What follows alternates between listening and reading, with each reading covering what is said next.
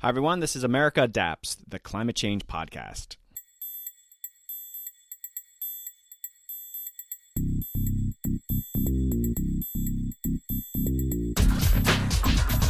Hey adapters, welcome back to another exciting episode. Joining me is Susan Crawford. Susan is a law professor at Harvard Law School focusing on climate adaptation and public leadership. Susan has a new book out, Charleston, Race, Water, and the Coming Storm. The book explores the intersection of race and climate change adaptation in Charleston's infrastructure planning, highlighting the challenges faced by marginalized communities. The racial history of Charleston plays a critical part of her book. We also discuss the city's reliance on tourism, the disparities in planning and federal funding, and the importance of community engagement. You'll get introduced to concepts like raging politeness and benevolent paternalism. This was a fascinating discussion covering controversial ground, focusing on one of the cities on the front line of climate change. What happens in Charleston will be closely watched by many other cities starting their own adaptation journeys. I hope you enjoy this riveting conversation. Okay, upcoming episodes. I'm traveling to St. Louis, Missouri to cover the U.S. Department of Defense's Climate Resilience Workshop. DoD invited me to cover the event, and I'm looking forward to sharing what that federal agency is doing in the adaptation sector. Also, I'm working with the Natural Resources Defense Council on buyout programs related to flooding. We'll hear from experts, but also residents who went through the buyout process. Let's just say for some, it was not a pleasant experience. Great stuff on the way. Okay, let's join Susan Crawford and take a journey down south to Charleston, South Carolina. Hey adapters, welcome back to a very exciting episode. Joining me is Susan Crawford. Susan is the John A. Riley Clinical Professor of Law at Harvard Law School, where she teaches courses about climate adaptation and public leadership. She's written a new book, Charleston, Race, Water, and the Coming Storm. Hi, Susan. Welcome to the podcast. Hey, Doug. It's great to be here. I've been spending a lot of time on your book, so I'm very excited to talk about it. But let's get some of the basics here. I've mentioned some of the things you teach at Harvard, but can you expand on that? What are you doing there at Harvard? Well, you've had a couple law professors on recently who have come at this from different directions. Mark Nevitt, with his wonderful background in the Navy, is a real planner, and Madison Condon, background as an engineer.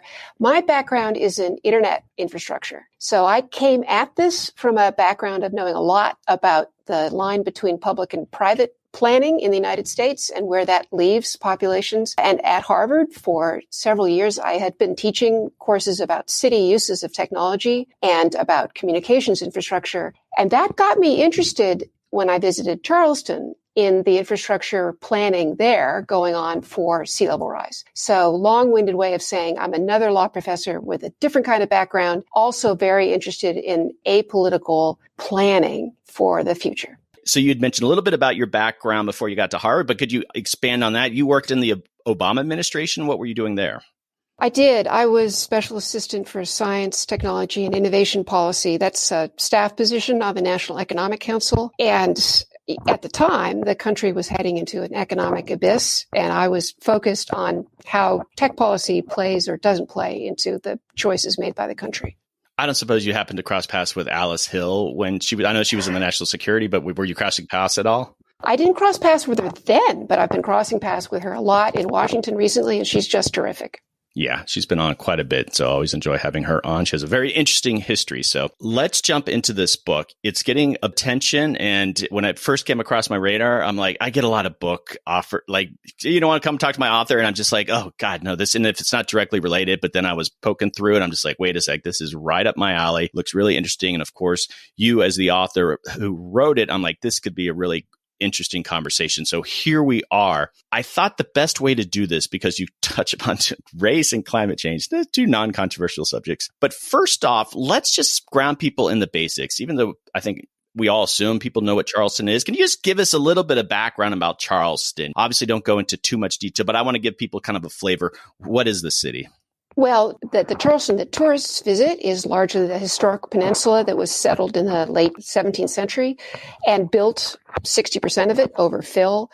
Over the last few decades, Charleston also sprawled, expanded its suburbs over marshy areas to the east and west of that historic peninsula. Today, it's a metro area of about 800,000 people, many of whom live at 10 feet above sea level or less. And there's very little ground in the Charleston metro that is 20 feet or higher above sea level. So it's very, very low, and much of the residential area was built over fill. Yeah, that was really interesting part about the book when you're really describing that early history. I mean, just this landfill is a lot of what Charleston is. And I think it's an issue. There's even issues of smells even to this day, right? Because they've just been filling in things for a long time. Look, it was madness to have a city there in the first place. And the people who funded that first expedition begged the explorers to move 30 miles inland to a safer place. But they were just determined to live right on the ocean. This is the same story for New York City and for Boston. Probably wiser people would have built inland in the first place. But as it is, these places are profoundly threatened by sea level rise. We got a little bit of the history of Charleston. Now let's talk a bit about rising sea levels, ground us in some of the fundamentals there, and then just about flooding in general. It's dealing with a lot of flooding now, and obviously they're worried about a lot more flooding in the future. I think there's just flooding issues, even if there wasn't sea level rise projected or happening. It's just an area that gets flooded a lot, right? It's an all-hazard area. The groundwater's really shallow, just a few feet below the surface, so that's rising. When they get rainstorms, because there's been so much development, the water just sits around and doesn't have a place to go. They're always threatened by hurricanes. This past weekend, every day saw high tide flooding on the peninsula. And in 2019, they had 89 days of high tide flooding that affected traffic and moving around the city of Charleston. So they're constantly seeing the effects of just daily flooding in the city, and they're facing a lot more as the decades roll by. And it was interesting how you described the city. I was trying to think. I've obviously been to Charleston before. I don't know if I've been twice. Lovely city. But I mean, you make a point in the book. It's like, I'm exhibit A of this, why Charleston's popular. There's these tourists. They're coming from out of town. They want to eat in those fancy restaurants and go through the historic areas. Can you tell us a little bit more about maybe the economy there? I mean, is it primarily tourism? I'd say the Charleston economy is based on tourism and real estate. So about 7 million tourists visit every year. People come for those wonderful restaurants, and many come also to go out to the barrier islands and see the swamp grass and the water sweeping in. It's a lovely place. Over the last 40 years, that entire tourist economy was developed quite intentionally by former Mayor Riley, who brought in cultural events and lots of restaurants and made it a mecca, particularly for white tourists to visit. So its economy is heavily based on sort of pleasure, I would say. And many people have moved there from the Northeast and other regions seeking that gentle quality of life that they perceive from the tourist advertisements. I'm sold. When I went there, I had a great time, and but I'm not sitting there knowing the history, and that was really interesting.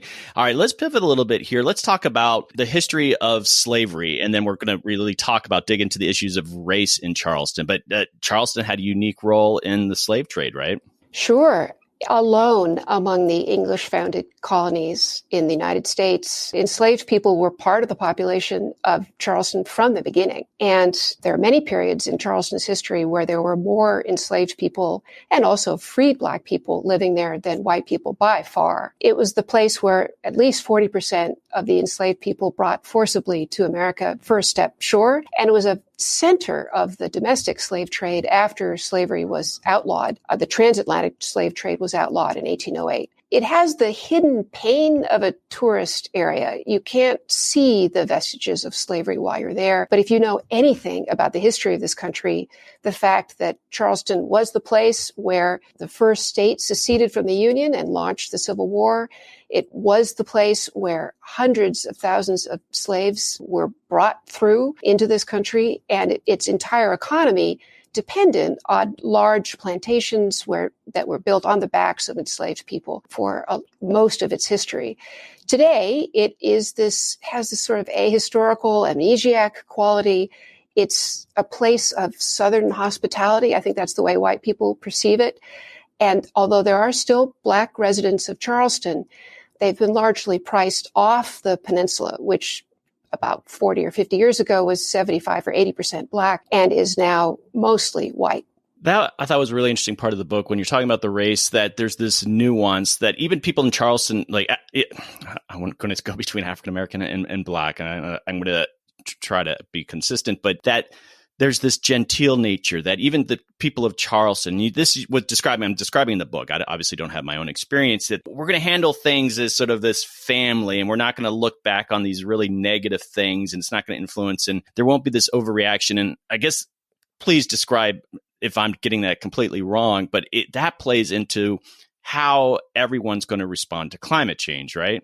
I was fortunate in working on this book to be afforded a lot of time with Black residents of Charleston who were very generous with their time and talked to me about what it's like to be a Black resident of Charleston. Reverend Darby is a main character in this book, and he says that Charleston is a place of raging politeness, that there's a benevolent, benevolent, paternalistic sort of we know what's best for you people attitude of the local government there. I perceive it as an outsider as a kind of blindness and some amount of complacency on the part of leading white citizens who just believe that they have a peaceful, forgiving society in which they're living. But if you spend a lot of time talking to Black residents, they will say in their own voices that they experience racism or second-class treatment all the time living there, that it feels very strange to live there as a Black resident. That plays out when we're talking about responding to, adapting to climate change, as it does in cities around the world,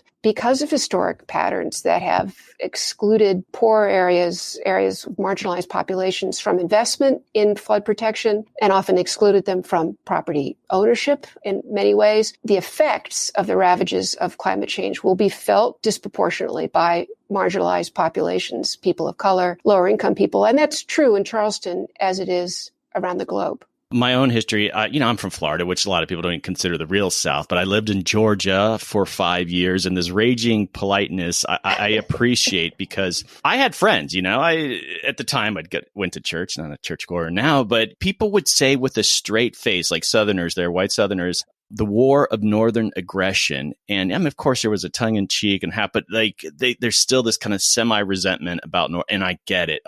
When I was reading your book, I'm like a bit of seething on my part because it's just this notion of, we're just going to handle this politely. And you go through a lot of history where the white community fought tooth and nail against even little, like taking away the statue of Calhoun. You talk about that here, which was fascinating. I mean, that should have been a no-brainer. And they fought that until like the bitter end. And that's, you can kind of see through that.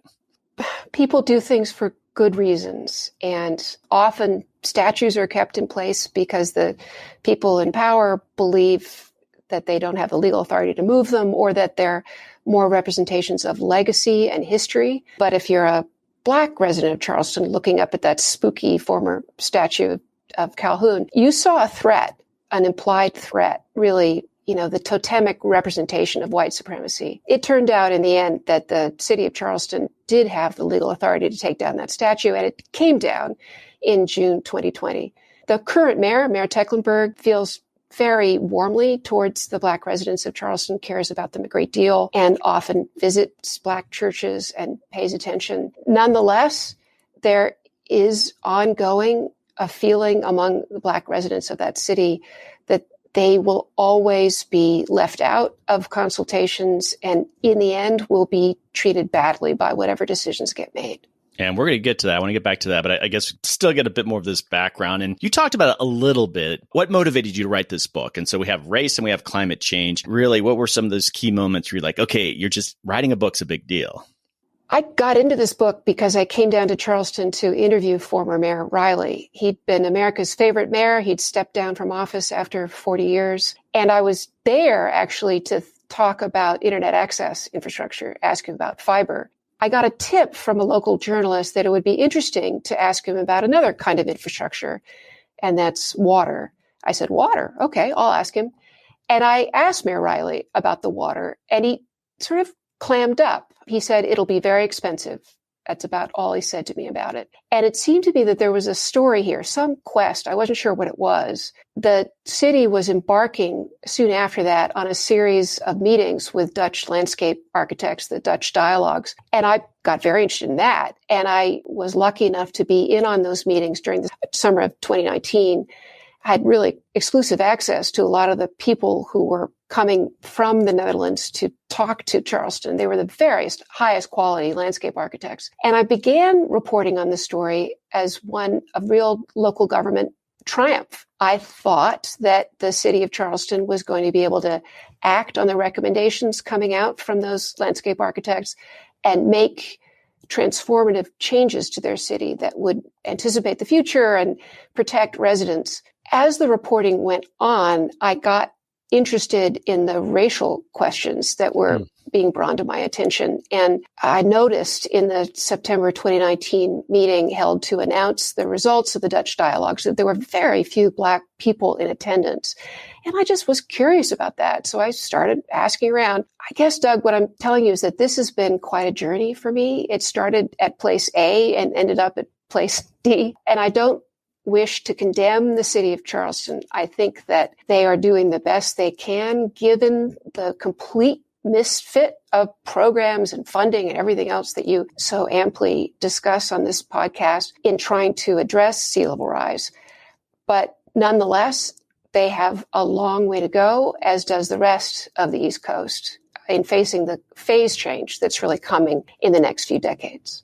Okay, we're going to talk a bit more about what the adequate planning or not adequate planning of Charleston. And I guess just a little bit of a shout out to Charleston. When I was reading your book and just even these Dutch dialogues, I did a lot of adaptation planning in the state of Florida, and we were doing some of the first of its kind. And, Miami's been doing stuff for a while, but this is South Carolina. This is a southern state. And the fact that they even had Dutch dialogues, I'm like, even if they're not dealing with the recommendation, there's states where they're not even allowed to talk about it. It was fascinating to see that Charleston had done and engaged that much. And, they do, I'd mentioned, we talked earlier about Dale Morris, Chief Resilience Officer. I mean, there should be a Chief Resilience Officer in every coastal town in the Southeast, and that's certainly not the case. And so just, I guess, a shout out in the sense that they were setting the pieces in place. But I guess when it comes looking under the hood, what's going on there's a lot more to be done. And I guess that's how I want to pivot with you now. It's just, can you tell us a bit about some of the adaptation planning that they're doing based on what your own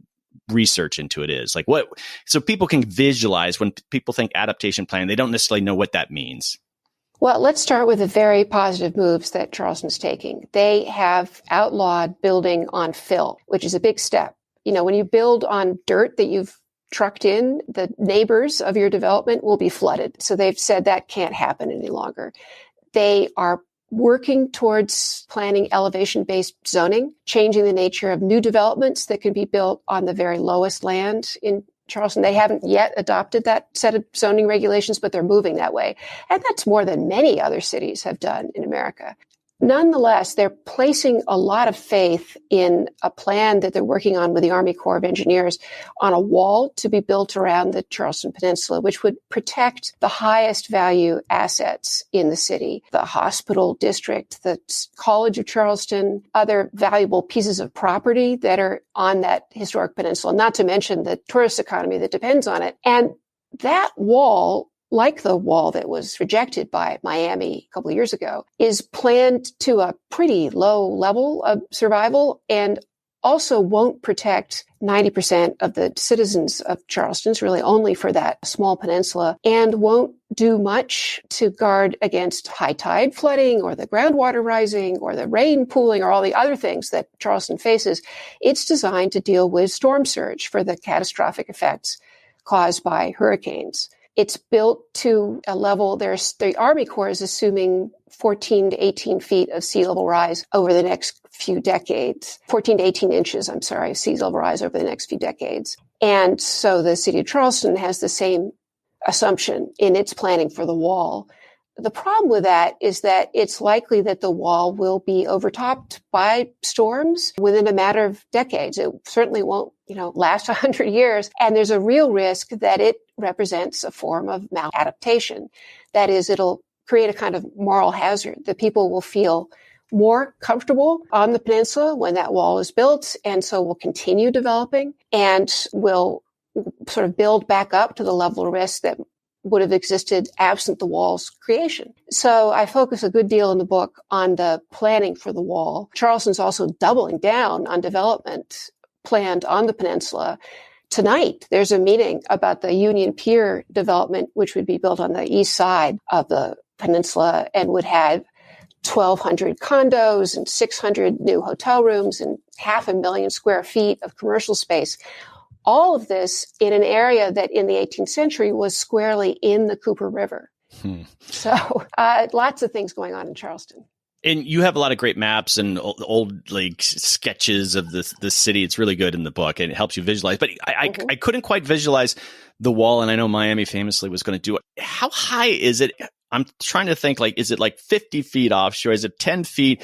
And it would be just an aesthetic disaster, right? I mean, just the people would be like, okay, it's protecting us, but we're looking at a wall. Why are we even living in Charleston? I mean, how does it work that way? I'm trying to visualize it. Well, a few points on that. The city is saying that they will work with the Army Corps to make it an aesthetically pleasing wall. As currently planned, in order to pencil out in terms of this cost-benefit analysis, the wall would be built directly on land, on the peninsula, walling it in. It would be 8 feet tall and mostly made of concrete. It would have a lot of gates that would have to be opened and closed to permit traffic to come in. And those gates would, of course, have to be maintained by the city forever, which is enormously expensive. But the city is saying, look, just work with us. We're going to try to make sure that the wall looks nice.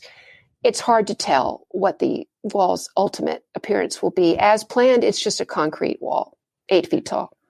Okay, that's great. That's very sounds ugly, but I was thinking like 50 feet out in the water, they're building a wall or something like that. No. One of the points you make too, and again, I had to keep rereading, and I wasn't quite understanding it. And to Charleston's credit, that there are all these big projects, and they're like, well, the responsible thing would be to do X, but it's going to cost a ton of money, so the feds need to be a partner. So even if they're paying a percentage, 20, 30, 40%, it's still too much money based on the size of the city and the budget that they have. But there's this notion that if a hurricane hits the city, then they get access to a lot more money to maybe do some of these projects that they'd like to do, but they currently can't afford. Did I get that right?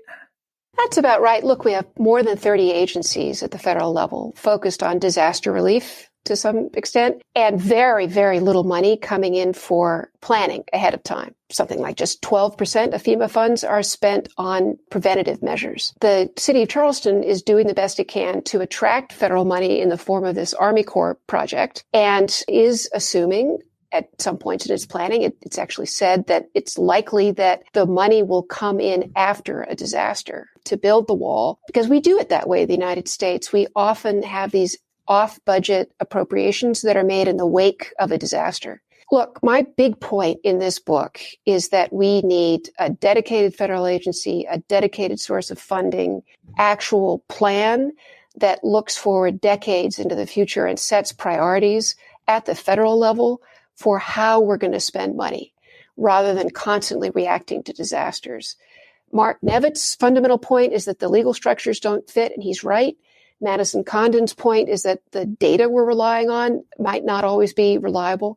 My point is that absent federal leadership, every city will be left on its own, the way Charleston is at this point, just doing its best to cobble together a plan in the face of really uncanny threat coming in a matter of decades, not centuries. You had the opportunity to talk to some of the Black communities there in Charleston. And I'm curious that how are some of them doing? I mean, not every neighborhood's the same. And adaptation plan, you might have a neighborhood that's game to do more, but they're not necessarily doing it because they don't have funding.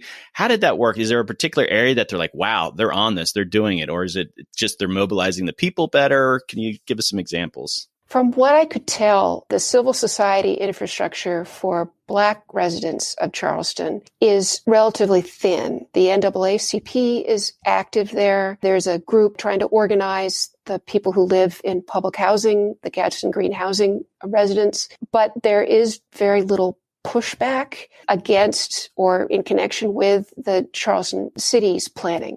The city attempts outreach to its Black residents, but that outreach is pretty thin itself. When in talking to the people I connected with in connection with this book, several of whom are real leaders in the city of Charleston, their sense was that there isn't a substantial middle class in Charleston among the Black residents that is gathering together and agitating for change X or Y, that there's more a sense that not enough is happening, and that in the end, the Black residents will get the short end of the stick. And on the flip side, let's say some of these wealthier white neighborhoods, I find that, okay, low-income neighborhoods, they're not really getting exposed. They're not necessarily doing a lot for a lot of good reason. The other wealthier neighborhoods aren't necessarily, they're not aware. Do you feel like in Charleston, they're unique? Because a lot of times with adaptation planning, it's still in the realm of in-the-know planners and government officials, and it's not this groundswell of support even from the wealthier neighborhoods. Are they organized? Are these wealthier areas organized? Or are they just kind of going along with what the city's saying?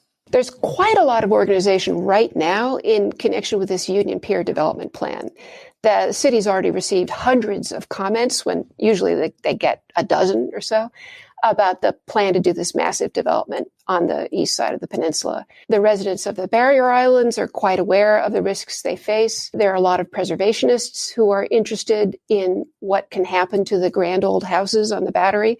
So I'd say the wealthier residents of Charleston are pretty well organized and interested about adaptation planning. The risks, I think, are known, and yet at the same time, and I know, Doug, this is hard to understand, there's a certain amount of complacency. Charleston has always flooded.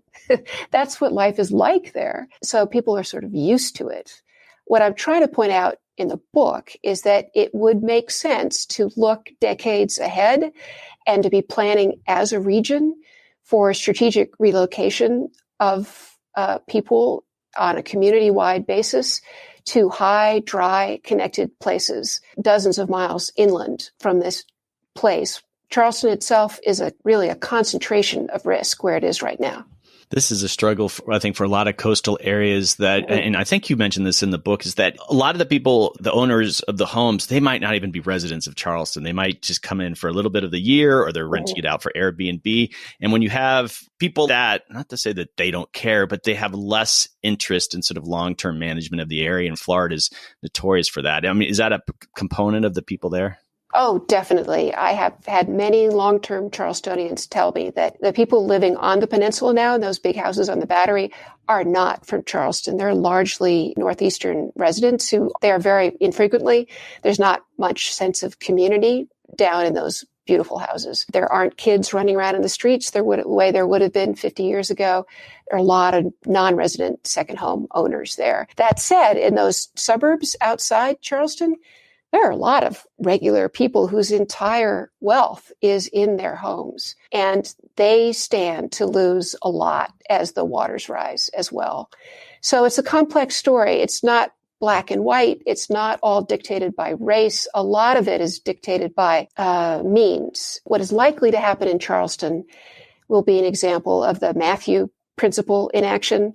Sort of the rich get richer and the poor are left behind. Unless something quite dramatic and transformative happens at the national level, we will see a lot of relocation from Charleston and areas like it up and down the East Coast, but it will be haphazard, ad hoc, unplanned, and wealthier people will be very safe and go off to other houses, and people whose entire wealth is in their homes or who have no particular means will be stuck and will be miserable.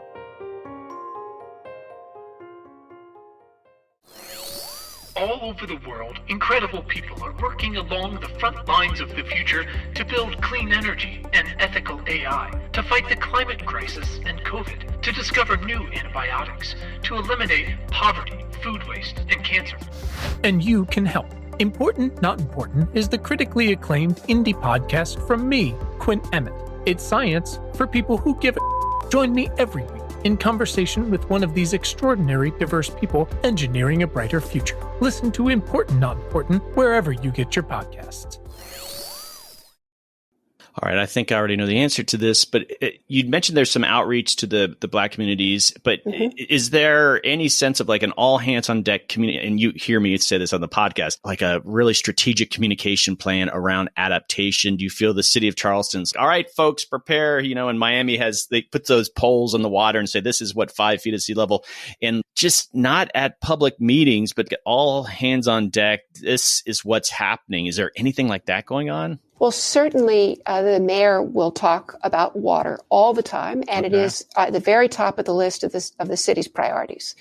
And it is the number one threat, the city will say. At the same time, they don't necessarily want tourists to be spooked by talking about, catastrophizing would not be popular in Charleston at the local government level. As it's not popular for any mayor up and down the coast to put all the risks on the table that are facing that locality.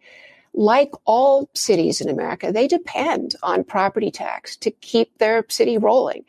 and they need to keep growing in order to keep paying for police services and everything else the city provides. So they're stuck in that spiral that Jesse Keenan described so eloquently, that they need to choose growth over putting all the risks on the table. So this is where it gets complex, too. You mentioned that the areas probably going to be most impacted are these, Black communities. And you even talk to some people here. And let's just say the city does the right thing across the board. Here's all the funding you could possibly need. Here's outreach and awareness. That doesn't mean people are going to move out of harm's way. And I think you use this example of the Queen, and I'm blanking on her name, of the Gullah Geechee community. And if people aren't familiar, it's just African-American historic. They've lived in the coast of Georgia, coast of South Carolina. She had an interesting quote of just, they've been lied to and convinced to leave their land for a variety of reasons. And all of a sudden, developers will come in and take advantage of it. So there's a lot of skepticism saying, okay, even the notion of like managed retreat, which I want to get into more a little bit later, but she was basically implying, no, we're not going to move. Is that an accurate description of what she was kind of saying? Yeah, she said, unless you tell me that the people on Hilton Head and the people in Kiowa are moving, we're not going anywhere. Because, look, we have a horrible history as a country when it comes to relocating populations. We're awful at it. And often it's done in order to move in some wealthier population to allow for increased development. That happened after Sandy. Land was cleared and then made available for rebuilding by what ended up being much richer populations. What I'm calling for in this book is a much more thoughtful, holistic, forward-looking set of planning arrangements coming from the federal level that encourages long conversations with communities about voluntary community-wide relocation efforts. This is not easy. It's just a better solution than the worst, which is completely haphazard Mad Max like relocation, where everybody's in it for themselves. We have two big myths about climate in America. One is that it's all changing someday in the future, but not right now. And the other is that it's all a matter of your individual responsibility. And neither one of those myths is true. Things are actually changing rapidly now. And we shouldn't leave it to individuals to try to assess whether the risk is worth it or not to stay. Rather, we should help them through wraparound services, make a voluntary decision to leave because we support, pay for, encourage, help whole communities to retain their culture, and then decommission the land that's left behind. One way of doing this would be to create a series of land trusts for property owners. You donate your land to the trust, you get a break from property tax, you can live there for your lifetime. In exchange, the land trust will decommission the infrastructure left behind as the waters rise. All of this is difficult, and it will require a lot more planning capacity than we seem to have right now. Yes, my initial reaction to that is like, again, I agree. I hope that happens. My personal view is it's a fantasy at the moment. And not saying but it's just, I think of how our own history of doing these kind of things. And I think there's this tension to it. Let's say you're talking to a community that you want them to move and you're talking about doing it in a very thoughtful way. But there's this other driving thing too, is that, okay, we want you to move. We want you to go places where there's jobs and everything. But there's also this reality that you're putting yourselves in danger if you stay here. Mm-hmm. And those are two potentially different motivators for someone who's trying, let's say the federal government that wants to help. It's like we're trying to forced evacuation from a hurricane zone. You see what I'm getting at, though? It's just this notion of, okay, we can in a very thoughtful way try to get ahead of this. But at the same time, there's this dire situation coming your way if you don't move. That in itself has its own motivations. Look, very few countries are even able to talk about this. Right now, the Netherlands has retreat as one of its 4 modes of recovering from sea level rise. They're the only country I'm aware of that has a plan for 2 meters of sea level rise by the end of the century that does involve relocation, if necessary. It's a very delicate subject, but they know that it takes decades to plan. So it would have been better to start planning a while ago, but the second best time is now. And I think that if we have clear communication about the risks facing these areas and a clear way of saying, you're not alone, we are all going to face this together, we are capable of carrying out this kind of planning initiative. It will probably take a series of disasters up and down the coast, separated by very little time, or the bankruptcy of a few coastal cities to force this planning into reality. But my hope is that we'll get there sooner rather than later. I lost track because there's just so much coverage there. But with the housing market in Charleston, which is still just ridiculous. A lot of these Black communities have been priced out of historic neighborhoods. Where are they going? Are they going actually to higher ground? Is it a net positive in that respect? Not that I'm encouraging that approach, but where do they go? Well, there's been a tremendous amount of relocation displacement of Black residents of Charleston to the adjacent city of North Charleston, which is on higher ground. It also has the highest rate of eviction in the nation, we learned not too long ago. North Charleston right now is beginning to experience explosive gentrification as more people are moving in to that area because it is on higher ground and is relatively close to the city of Charleston. So their Black residents are being displaced further and further afield. I suppose you could say that that's better for their health, welfare, well-being. But it means that residents become farther and farther away from jobs, commute farther, have lower standards of living where they end up. And I guess the message of the book is that what hasn't happened through gentrification is likely to happen through climate change. And wouldn't it be better if there was a good deal more thoughtfulness about how these processes roll out? It's a cynical thought I'm having, just this notion of like, well, we're getting these people out of harm's way by pricing them out of harm's way. Oh, that's just cynical, but that's actually what's happening in Charleston. And I'm sure it's happening, Jesse Keenan's work in Miami, some of the things that are going on in that area. Oh, that's just so cynical and just the lack of planning right now that I think it's going to be this passive adaptation that happens in a lot of coastal areas. Oh, Doug, don't be so cynical. That's terrible. Yeah, I mean, the reality is, as Jesse Keenan points out, that left to its own devices, the private market is adapting in a sense for us.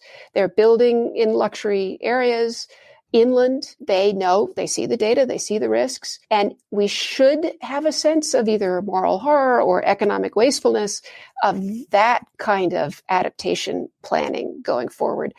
This is a place where the public sector should have the leading role, should be thinking ahead about how to help people lead thriving, healthy lives away from places of enormous risk. We're not doing that planning at the moment, and that is mostly because of a failure of leadership and also because, as you've documented, we have such trust in private property as the dominant mode of thinking about what our democracy is. So you'd mentioned buyouts, which are like a tactic or what I mean, you think of managed retreat. If people aren't familiar with managed retreat, I've covered it before, but I need to cover it again. And there's a big conference coming up in New York. I think you're going to be speaking at. I think you're going to read from your book. I am. It's really an amazing thing. Sometimes I think that it's too academic just because we want people thinking about it, but it's just like that stuff needs to get out into the practitioner's hands. But this notion of buyouts, and I think that's a big part of what you talk about in the book. And I think the city of Charleston would say, even if you have a successful program, the idea of buying out even just a small population is just too expensive. What would you say to that? Like, it's, you've seen some of those examples from Louisiana. It's like $1 million a family or something. It's just something ridiculous to move a small population. How does a city even think about that? Even if they want to do the right thing, here's the perfectly designed buyout program that's part of your strategic managed retreat, and they have no chance to even come close to funding it. You're right. I don't think cities should have to do this by themselves. This is why I'm so interested in federal leadership and federal funding. And right now, our processes are unbelievably, miserably, painfully slow. It takes 5 to 8 years. A lot of people give up because they can't wait for the buyout and they just sell the property and then it gets rebuilt again, which is a disaster in all kinds of ways. So we need to scale up programs, make them much better funded, make them much easier to access, and have them on a community-wide basis rather than a matter of individual properties, and then have a plan for what happens to the land that's left behind. I agree. I don't think cities should have to be leading in this area, and we need much more federal leadership.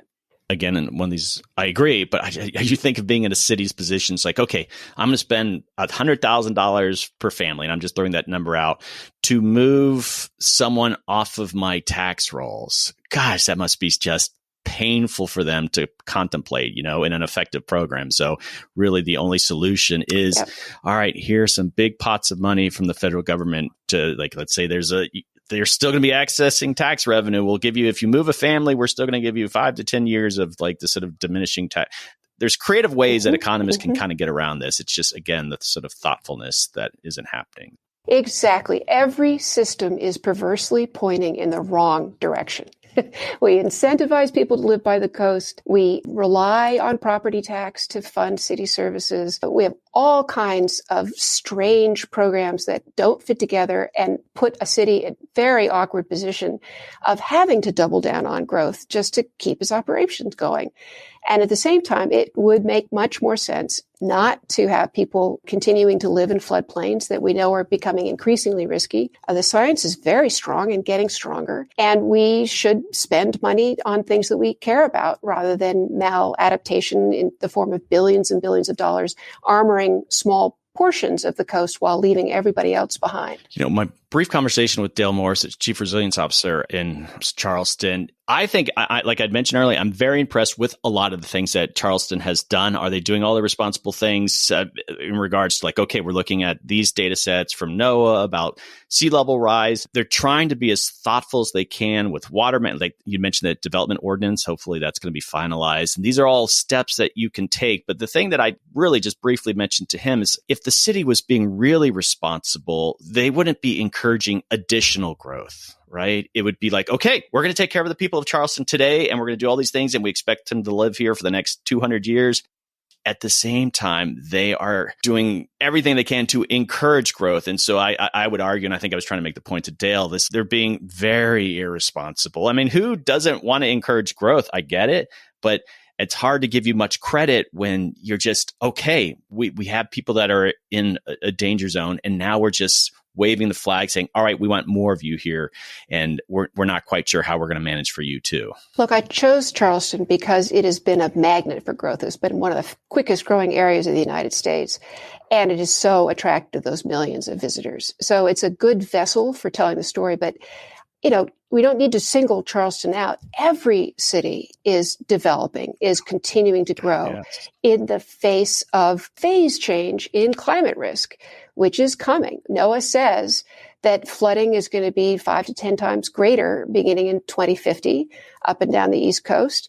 NOAA says that by 2070, there will be 3 feet of sea level rise. EPA says by 2070, we'll see more than that. And EPA says more than 6 feet by the end of the century. FEMA uses these very high levels of sea level rise in its own planning for communities. Charleston just happens to have seized on a particular parameter for the wall, which is 2050 and 14 to 18 inches, which is indeed a NOAA number. But what I'm trying to point out is that it has no particular incentive to look further out into the future. And nobody up and down the coast is doing that. And we're sort of lulling citizens into a sense that somebody's doing something. Seems to be some talk about, adaptation. And so as a result, we don't need to have any longer frame worries about whether it'll make sense to live where we do on the East Coast of the United States. And I'm saying that it is time to begin the many decades long planning process that will be required because of what we know is coming to help people live in different places in the United States. Yeah, I try to make a point too. In Florida, I mean, you see building cranes in Miami to this day. And quite honestly, I'm from Florida. I don't know where they're building. I thought that whole area was built out. But to me, the responsible thing would be for the mayor to say, stop moving to Miami. If you live here, we'll take care of you, but we don't need anybody else. And I know that's not going to be a popular tagline for a city, but that to me is like, if someone's saying they're doing responsible adaptation planning, the idea, well, we're building in for 40% population, that doesn't seem, because everyone's sort of complaining about the uncertainty with models, about projections. Well, then maybe they need to build in a bit more responsibly. They think they can just compensate for all this additional growth in population too, which, they can't have it both ways. So. Yeah. And it's not their fault because they have to rely on property tax. No. They are stuck with this way of acting. And so it's not just Charleston, it's everybody. We need to rethink how we fund cities. And if it's always reliant on growth, we will get exactly this kind of emphasis on development. Just because we can build in floodplains doesn't mean we should. And those Dutch landscape and architects who came in 2019, they were horrified that America allows people to build in already existing floodplains, not even going on to mention the risks that are coming as the seas rise. Yeah, reading your book about race in Charleston and just like certainly a lot of bad behavior by the white population there for the longest time. And there's going to be these coastal communities all over the place, and the notion of managed retreat at scale. If we're going to get there, we talk about, we'll never get, of course we're going to get there because the oceans are rising. That's just, it's going to force it upon us in a very thoughtful way or unthoughtful way. And yet we're not going to be able to help every community. And then the notion of which communities do we help? And he's just reading your book about Charleston. It just got me philosophical about, all right, if I had to pick and choose what cities to help, even though I love Charleston, I think it's a beautiful city. It's just like, all right, does your history weigh into it? Does your efforts at planning weigh into it? And again, they're way ahead of so many other coastal cities. But I think we're going to have a lot of those uncomfortable conversations where, okay, we don't have a $10 trillion check to help every single city in the United States along the coast to have a managed retreat. The challenge for the adaptation community is to somehow talk about this subject in a way that isn't preachy, isn't catastrophizing, much more the way that Mark Nevitt talks about it, that these are risks, they're known risks.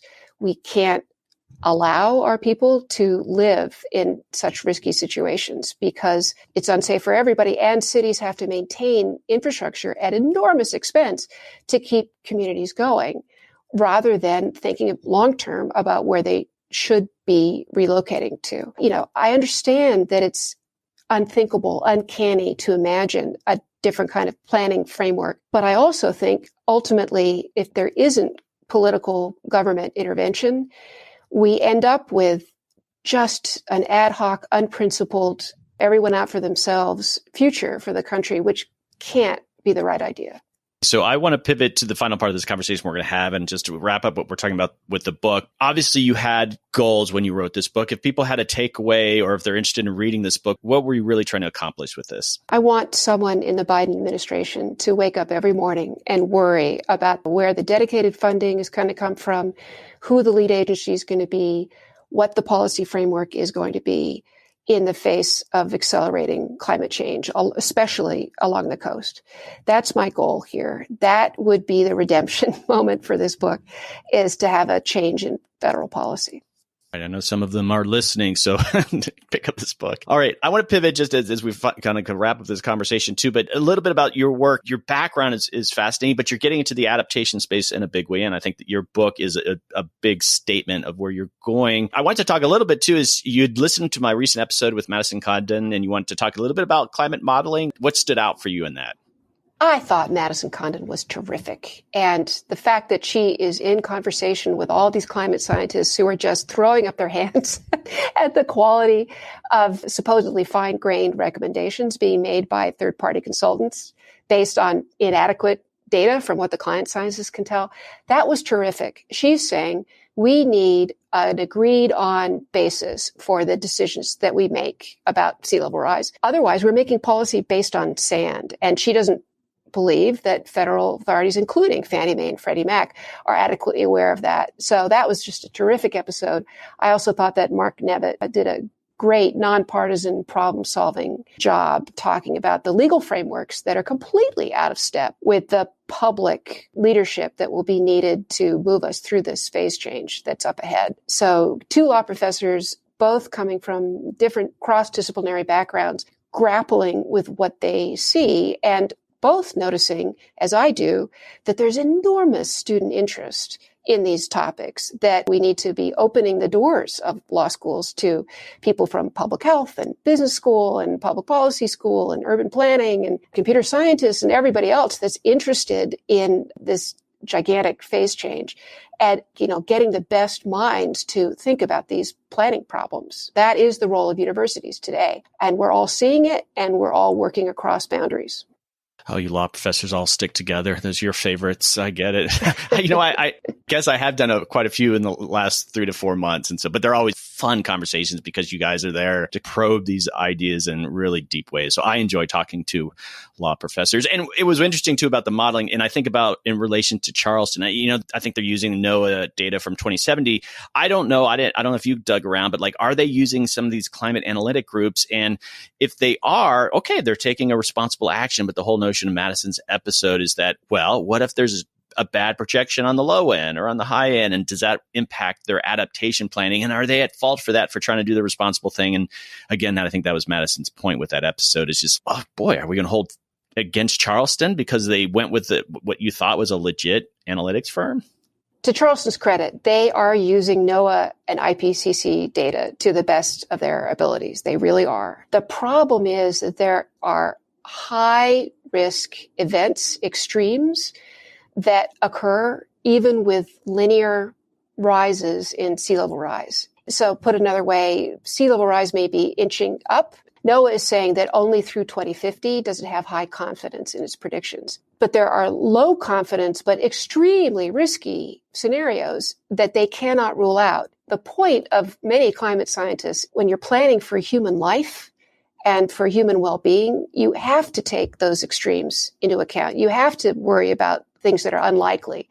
You know, why? Would you get on an elevator if you thought it was likely to, be safe 9 out of 10 times? Probably not. We actually need to be planning for what's, the thick tails of extremes that are coming at us in the next few decades. Again, don't want to single out Charleston for particularly bad planning, but in looking at the wall plan, they really did seize on 2050 and did not talk about years after that. Yeah, and I certainly don't want to give the impression that knocking on Charleston, as I mentioned, wow, compared to so many other communities, they are light years ahead. But this is a nice exercise of like, okay, now let's see what you're doing here, because the expectations are only going to rise in the years ahead. Okay, what can you improve upon? Mm-hmm. Are you doing maladaptation or adaptation? And so these are the conversations I think we have to have. That's right. I mean, I didn't want to get back to Charleston, but I was curious about you. You're doing this pivot to adaptation, and I'm curious about that process. How does that manifest itself with, it says you teach adaptation with your law students and stuff.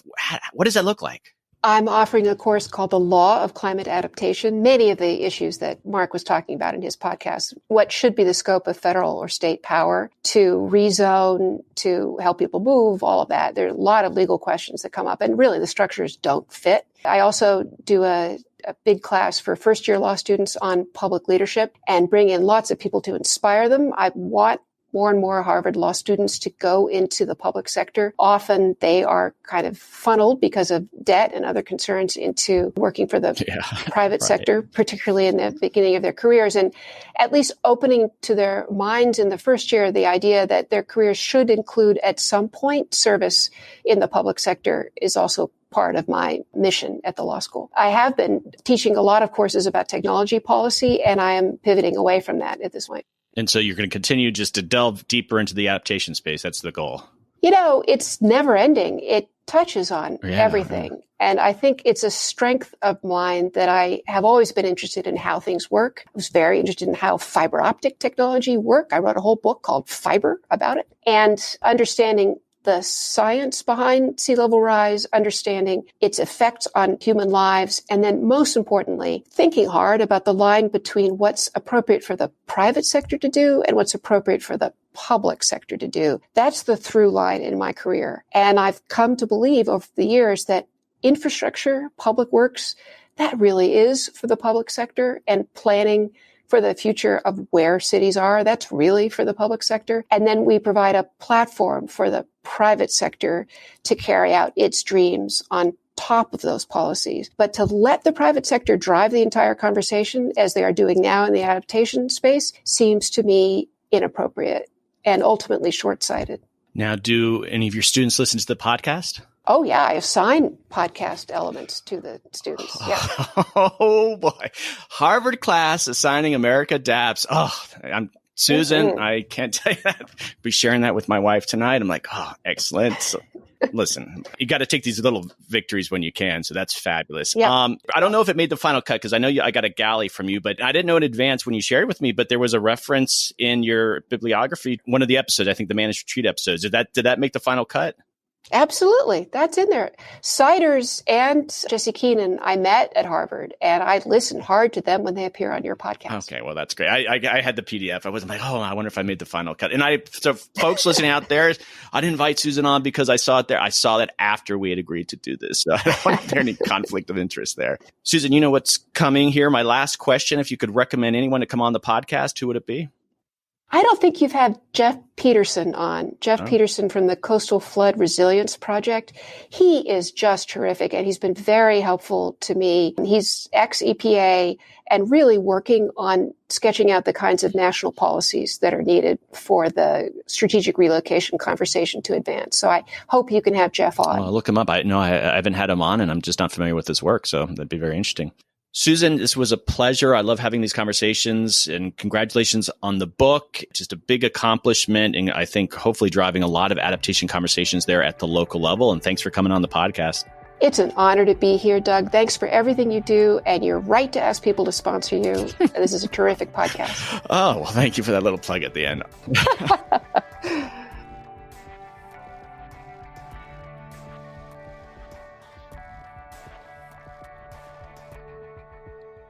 Okay, adapters, that is a wrap. Thanks to Susan for coming on the podcast. It was a fascinating conversation and perfectly encapsulates the challenges we face doing community-wide adaptation planning. Although the conversation might have sounded critical, I definitely applaud Charleston for all the adaptation work they are doing. For a city in the South, they are definitely leaders. Some of the topics Susan covers are controversial subjects. Race and climate change, definitely hot button issues. I encourage you to learn more about what Charleston is doing by visiting their website and definitely getting more of their perspective on the work they're doing. I think a lot of cities will be watching Charleston and learning how they try and thread this adaptation needle through equitable planning practices. I obviously think the much bigger issue for these coastal cities is that they are still encouraging growth in their regions. Yes, I'm looking right at you, South Florida. There's still so much uncertainty on what climate change will mean for existing populations in these at-risk areas, even with significant adaptation planning and funding. Encouraging people to come into these regions with such climate uncertainty is incredibly irresponsible. Decoupling economic growth with population growth should be a major climate adaptation area of research. All right, guys, if that's your area of expertise, get on it. Thanks again to Susan for coming on the podcast. Okay, so I don't do this every episode, but it's something you'll hear more from me about in the coming months. As many of you may not be familiar with the behind-the-scenes efforts required to produce and sustain America Adapts, I'm making a heartfelt pitch for your financial support. America Adapts is a small nonprofit organization centered around the podcast. And while I do receive sponsorships for specific episodes, I also rely on individual donations. In the past, I haven't emphasized this avenue of support, but now I'm revisiting it because I truly need your help. Some generous donors have been contributing $10 per month, which is tax deductible since we are designated as a 501c3 organization through the Social Good Fund. I want to thank some of my recent donors. I'm blown away by your generosity. Thank you. I deeply appreciate those donors, but I need more of you to contribute. You may have heard similar requests on other podcasts that depend on listener support. I'm not the best at making these pitches, but after doing this for a while, I know that many of you gain tremendous value from the podcast. People have shared how they've binged on episodes to grasp the essentials of climate adaptation. So in addition to the professional value you receive, please consider donating to help raise awareness about adaptation. We are all passionate about this issue, and I created the podcast precisely because I wanted to communicate the importance of this field. The podcast reaches influential individuals worldwide, and by supporting it, you become part of that valuable contribution. If we can spend money on $5 lattes without hesitation, please think about making a recurring donation of a similar amount to support America Adapts. The reality is that I won't be able to continue publishing the podcast without sponsorships and direct support from listeners like you. Some might assume I have hidden funders, but that's not the case. While I have explored foundation support, those efforts haven't been successful. Therefore, I rely on episode sponsorships and support from individual donors. Let me reiterate that I genuinely dislike making these appeals, and I'm not particularly skilled at it. However, enough of you have expressed how much value you derive from the podcast. You've changed careers and approached adaptation differently because of the remarkable experts featured on the show over the years. There is simply no other platform where thousands of adaptation professionals can gather and learn like they do on America Adapts. This podcast is my passion, just as adaptation is. And together, let's keep making a difference. We all know that climate adaptation will become increasingly important in the years to come, and the stories we can tell are limitless. So I invite you to join our community of changemakers and help shape the future of climate adaptation by supporting the podcast. in sharing these stories. Okay, that's my pitch. If you're interested in donating, you can find the link in my show notes or visit americadapts.org. Thank you. Finally, as the host of America Adapts, I'm always eager to connect with my listeners and hear feedback on the show. Whether you want to share your thoughts or suggest guests you'd like to hear from, I'm open to it all. Your input not only helps me improve the show, but can also lead to exciting new opportunities. It's critical to know who's out there and who's listening and what you're doing. It's very valuable. I can be reached at americadapts@gmail.com. I look forward to hearing from you. Okay, adapters, keep up the great work. I'll see you next time.